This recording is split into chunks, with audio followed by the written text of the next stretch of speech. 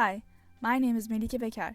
I am an electronic engineering student in my first year at Ankara University, and today I will be presenting the whats, the wheres, the whys, and the hows about superconductors. So, what is a superconductor?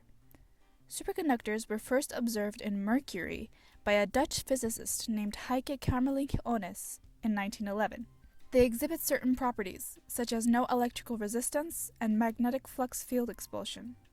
There are two main types of superconductors, type 1 and type 2. In a type 1 superconductor, the magnetic response is perfect diamagnetism, whereas in type 2, things get a bit more complex. Well, let me explain it like this. Here's a block of superconductive material, say, lead. It can be quite a bunch of things, actually.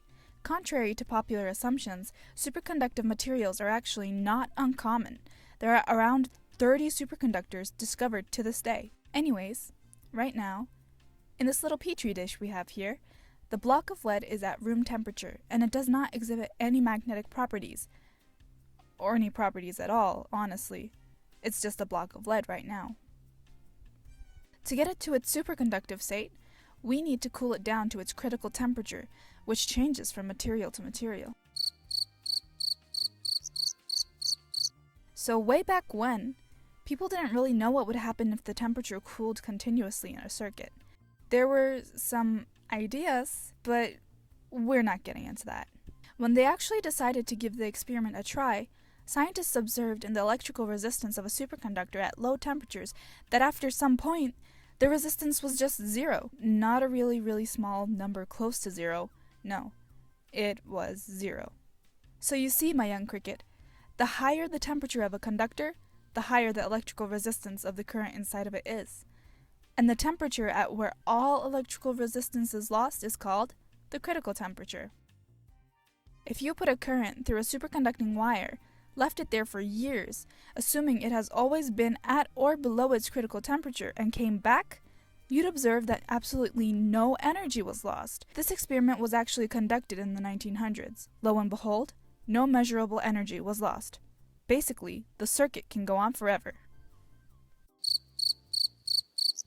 Good question, young cricket. Let's take a look at the lattice, shall we? Here, as you can see, at room temperature, particles are all over the place. If we cool it down to its critical temperature, however, everything is still. Now an electron can move through the circuit towards the positive charge easily. You're right, they do. But since there are hundreds upon thousands of protons between the two electrons that add up to a much stronger pull, their own charges don't really affect them. So what happens here is that when another electron comes into the mix, the two electrons form a really loose bond and become what's known as a Cooper pair. See, temperatures are really important here, because if the atoms were bouncing around like they do at higher temperatures, the Cooper bond would break. So when two electrons form a Cooper pair, they start acting like a boson rather than a fermion. In quantum mechanics, a boson is a particle that follows the Bose-Einstein statistics. This means that you can put two of them in the same place at the same time. A fermion, on the other hand, is something of the opposite.